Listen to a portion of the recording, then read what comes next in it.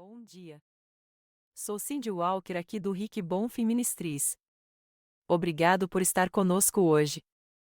Só quero fazer uma oração ao Senhor esta manhã por esse ensinamento. Deus, eu só te agradeço pela sua palavra. Agradeço por ela estar viva e ser relevante hoje. Ajude-nos a entender sua palavra, Deus, para que eu possa diminuir e você aumentar nesta mensagem. Em nome de Jesus, amém. Então eu estou, falando sobre o livro de Naum esta manhã, e você pode ser como eu estava. Lembro de ter lido Naum, mas não é algo que você vai facilmente. Para obter uma visão em qualquer coisa, porque é sobre o julgamento de Deus sobre a cidade de Nínive, sobre a nação em Nínive.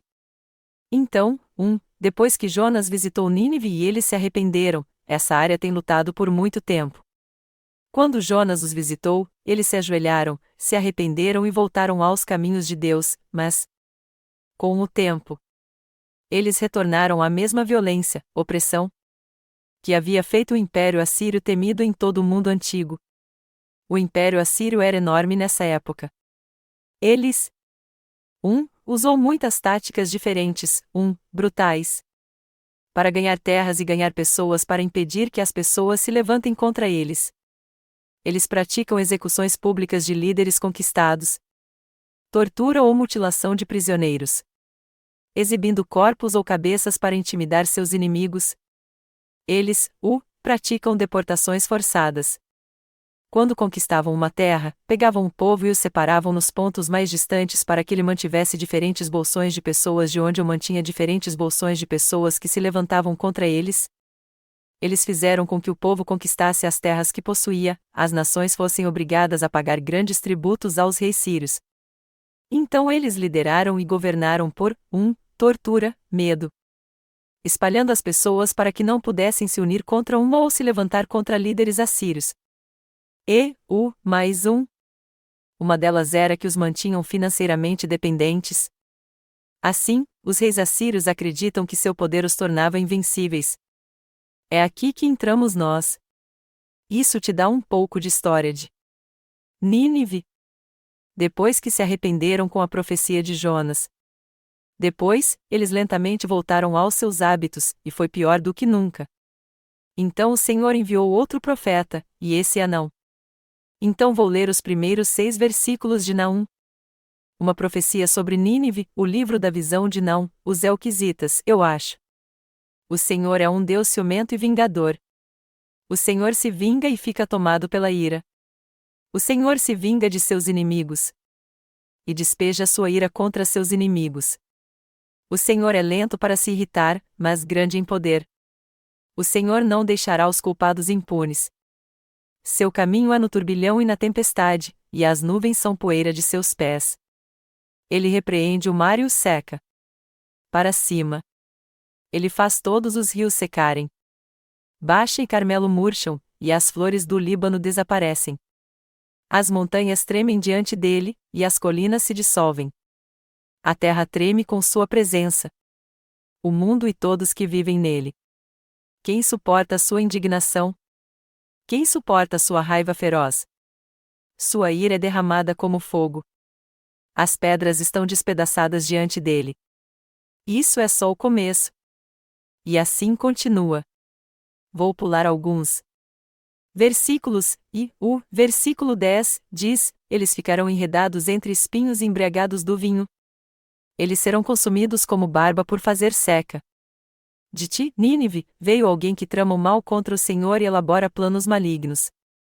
Então, você pode ver ao ler isso, é assim que o capítulo 1 começa. Então eu pensei, Senhor, você está realmente bravo aqui, então me mostre por que isso acontece, como isso acontece, e se é só sobre uma nação, um reino, ou é. É possível estar nessas situações hoje em dia? Então ele disse: é isso que acontece quando você escolhe continuamente permanecer no não é só para uma nação.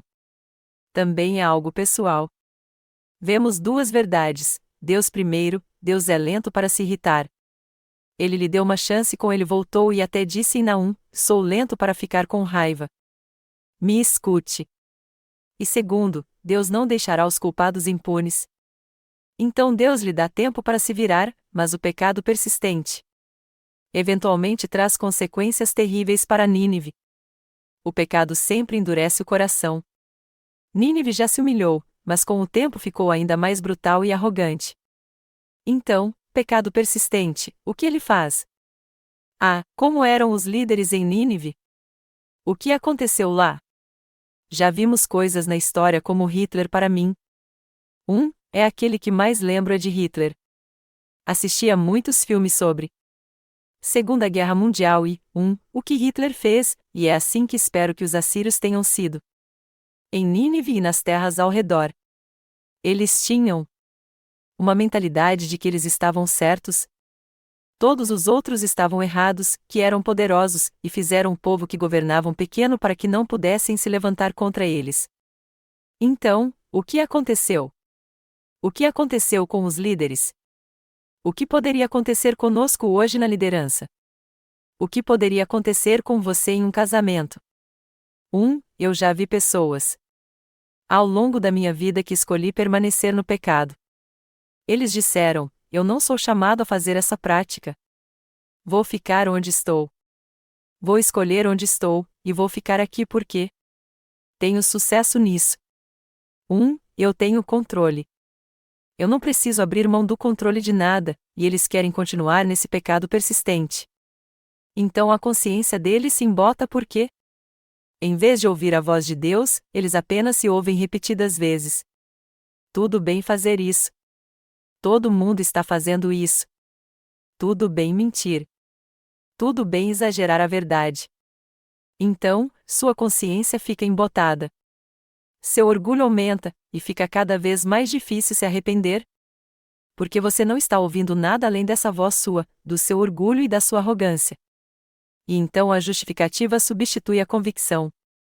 Você justifica o que está fazendo talvez por causa do que está acontecendo ao seu redor ou de outras pessoas, ou talvez tenha crescido em uma casa onde o pai era dominado, raiva e punição, e você pensa: bem, eu sou igual a ele, e acabei saindo bem.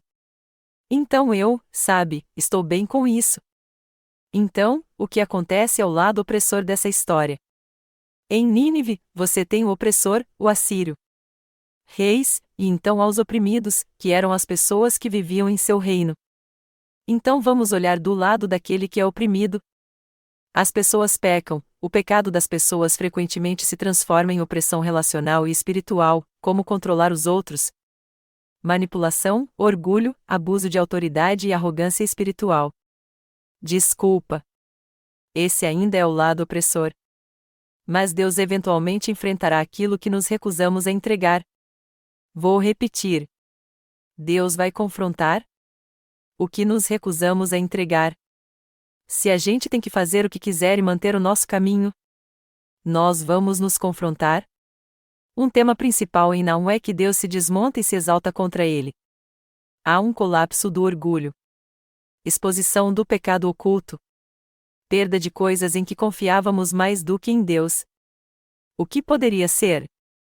Perda de coisas em que confiávamos mais do que em Deus? Pode ser um emprego. Sim. Pode ser riqueza, posição. Pode ser em, ambientes religiosos ou em, o lado mundano disso, uma carreira. Eles são identificados pela carreira. Eles são identificados por quem conquistam. E mantenha-se no chão. E também há a chance de uma crise interna que force o arrependimento. Como isso poderia ser? A perda de tudo que você colocou diante de Deus. Perca seu emprego, perca sua família, perca o relacionamento. Todas essas coisas podem acontecer quando você vive em pecado persistente. E você não é. Chegando ao arrependimento, e você nem sequer ouve a voz de Deus em algum momento. Mas há boas notícias escondidas em não. No meio disso há uma mensagem de esperança. O Senhor é bom, um refúgio em tempos de dificuldade. Ele se importa com aqueles que confiam nele. Então ele estava falando com os oprimidos naquele momento. O povo de Nínive. Se eles simplesmente viviam como, eu imaginaria que você viveu em um campo de concentração onde te mandavam tudo a fazer. Você recebeu o que eles queriam que você comesse. Eles, controlavam todos os aspectos da sua vida. O que acontece com os indivíduos quando isso acontece? Eles ficam pequenos. Eles não falam mais e assumem isso como identidade. Que porque essa pessoa está na liderança. Isso deve estar certo, e eu só tenho que obedecer ou simplesmente viver nisso. E eles não podiam sair porque os sírios os mantinham em uma posição em que não podiam se dar ao luxo de sair e estavam espalhados para evitar se levantarem contra eles. Então, os reis assírios, eram muito estratégicos na forma como conquistavam as terras. Então vamos ver? Então vou para, o versículo 12. É isso que o Senhor diz. Embora tenham aliados e sejam numerosos, serão destruídos e passarão fora. Embora eu tenha afligido você, Judá, não o afligirei mais. Agora vou quebrar o jugo deles do seu pescoço e arrancar suas correntes. Outra mensagem de esperança do Senhor para aqueles que são oprimidos em Nínive. Então olhamos para isso e pensamos: como isso acontecer ou parecer como hoje? Como é que ela se parece? E vou pedir que olhem para dentro porque há certas coisas sobre o opressor e o oprimido. Isso pode se aplicar a você. Então há estações em que realmente experimentamos a opressão, sendo controlada ou maltratada por alguém em autoridade. Lideranças ou ambientes tóxicos. Sistemas ou relacionamentos onde nossa voz é diminuída. Pressão emocional ou espiritual. Então vamos pensar nessas coisas. Olhe para dentro, sendo controlado ou maltratado por alguém com autoridade. Isso pode ser em um local de trabalho. Isso também pode estar na sua casa, liderança tóxica. Ou ambientes. Sistemas ou relacionamentos onde nossa voz é diminuída. Você trabalha em algum lugar ou está em um casamento onde você está sendo magoado pelas coisas que estão sendo ditas ou feitas ou pela forma como está sendo tratado. E quando você vai até seu líder ou seu marido ou esposa e diz: isso me machuca. Quando você faz isso, isso me machuca, e eles simplesmente ignoram. Eles dizem: bem, você é sensível demais. Sabe? Tudo bem. Você é sensível demais. Esse é um opressor oprimindo os oprimidos. O coração de Deus se move constantemente em direção àqueles que estão esmagados em espírito. Vamos olhar para isso, um reflexo ainda mais difícil disso. A opressão nas Escrituras nem sempre foi apenas violência. Incluía orgulho, controle dos outros. Palavras duras. Usando seu poder para se beneficiar. Indiferença à dor de outra pessoa, como acabei de dizer, e desvalorizar a luta de alguém, ou que falem com raiva e com raiva com você. Esta história nos convida a um autoexame. O convite do Senhor aqui porque Ele está dizendo as coisas que vai fazer com esta nação, mas também está dizendo: sou lento para me irritar, e estou aqui. E eu vejo você, Judá, e vou te libertar. Tire o jugo do seu pescoço e tire as algemas de você. Então vamos olhar. Onde estamos hoje? Talvez haja alguém na sua família, alguém na sua vida. E peça ao Senhor: Senhor, me mostre onde estou ferido. E onde eu poderia estar ferindo outros. Então isso é algo que os sírios definitivamente não fizeram, mas podemos fazer isso porque pessoas machucadas machucam outras pessoas. Sei que vocês já ouviram isso antes. Pessoas machucadas machucam outras pessoas. Então, mesmo na minha própria vida, estou pedindo ao Senhor que me mostre onde estou ferido e onde posso estar ferindo os outros porque não quero estar lá. Eu não quero estar lá. Então, onde preciso de arrependimento e humildade na minha vida? Essas duas perguntas bem aqui pode trazer um monte de áreas que o Senhor pode querer te mostrar. E é muito importante porque você está se humilhando para dizer: Deus, onde eu preciso de cura e liberdade? E onde preciso de arrependimento e humildade? E da minha ferida, estou liderando, ou sou amigo? Ou, no meu relacionamento com meu marido ou meu cônjuge, estou reagindo por minha própria ferida e, portanto, machucando eles? Então, de certa forma, olhamos para isso e pensamos: bem, os oprimidos não tinham escolha, e eles simplesmente aceitaram o jeito que viviam, mas eles não eram completamente sem pecado. mesmo vivendo na opressão, não eram completamente sem pecado nessa situação. Por exemplo, em Isaías repreendeu Judá por injustiça e idolatria. Jeremias depois os alertou sobre seu pecado e o julgamento que viria.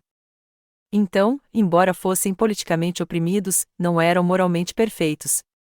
A Bíblia frequentemente nos mostra algo importante, que opressores são culpados de injustiça. Mas os oprimidos ainda podem ter seus próprios pecados. Então, seja você o oprimido ou opressor, você vê sinais disso ou oprimido. Os oprimidos às vezes parecem assumir uma mentalidade de vítima que persiste ao longo da vida em toda a situação, quando adotam a mentalidade de vítima. Então essas duas coisas pode ser verdade ao mesmo tempo. Deus pode julgar o opressor pela crueldade, ao mesmo tempo em que chama o oprimido ao arrependimento. Sim. Você sabe que o opressor, Deus, eventualmente vai chamá-los ao arrependimento. E vocês, como oprimidos, também são chamados ao arrependimento. A opressão parece que você está sofrendo uma injustiça. Mas, espiritualmente, estamos fora de alinhamento com Deus. O que isso significa? Estamos sofrendo uma injustiça. Não somos tratados como deveríamos, talvez não sejam pagos como deveríamos. Estou indo mais para o lado do mundo aqui.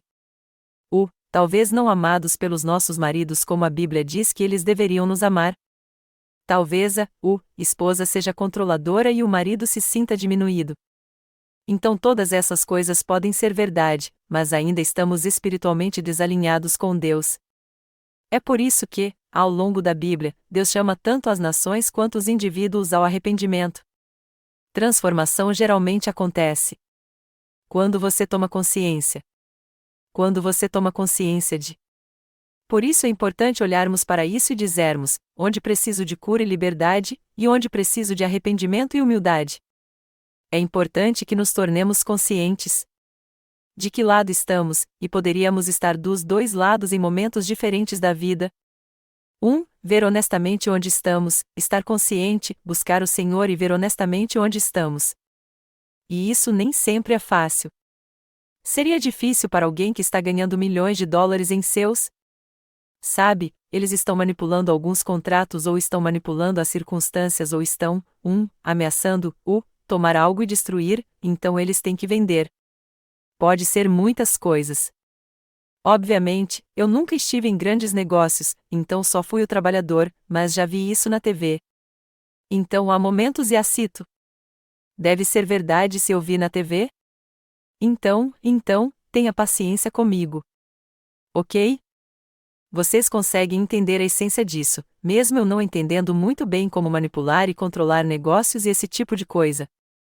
Mas se estamos oprimindo alguém, então deveríamos.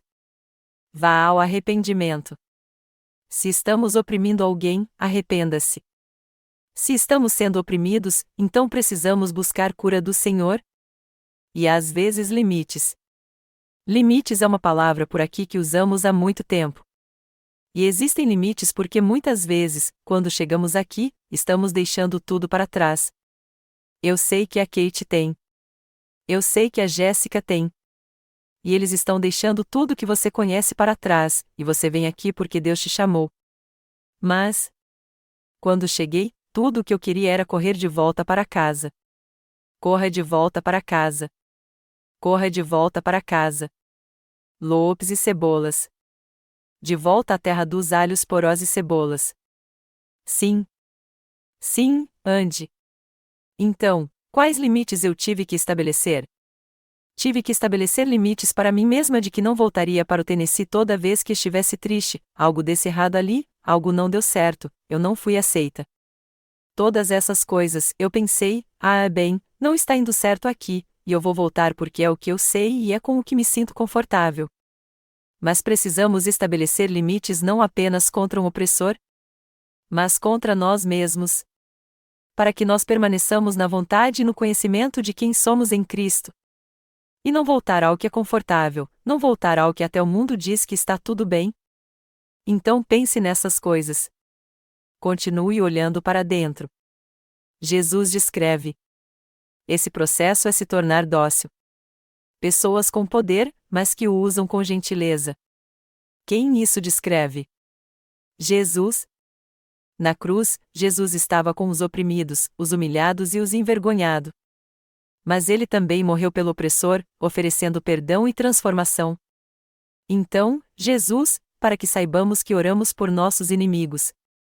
Oramos por nós, se estivermos sendo oprimidos, pagamos por nosso opressor, pedimos que ele seja iluminado pelo Espírito Santo. Também olhamos para dentro de nós mesmos e fazemos perguntas ao Senhor sobre onde somos humildes. Estamos agindo por ferimentos e machucando outras pessoas também? Então, onde na sua vida você clama por liberdade? E onde Deus poderia estar pedindo para você entregar o controle? Essa é difícil para mim. Deixe o controle. O que acontece muito em uma situação de oprimido quando você está sendo oprimido é: se algum dia você sair no ambiente, você tende a assumir o controle de tudo porque alguém te machucou, alguém constantemente te disse o que fazer, quando estar ali, como se vestir, seja lá o que for, e aí você tende a assumir o controle, o que é exatamente o oposto do que deveria estar fazendo naquele momento, mas é isso que acontece. Você assume o controle porque não vai deixar ninguém controlar sua vida, e isso não é andar com Jesus. Então, a mensagem de não é que Deus julgará o opressor, e Deus também chama seu povo para retornar a Ele, os oprimidos. E o opressor. Senhor, agradeço pela sua palavra esta manhã. Obrigado, Deus, que vamos olhar para dentro de nós mesmos e ouvir você. Que você nos daria conhecimento e compreensão de onde estamos e o que precisamos mudar em nossas vidas para que possamos servi-lo plenamente em liberdade, verdade, gentileza e bondade. Senhor, só peço que você apenas esteja conosco neste dia, nesta semana. Venha, Espírito Santo, guie-nos, dirija nossas palavras,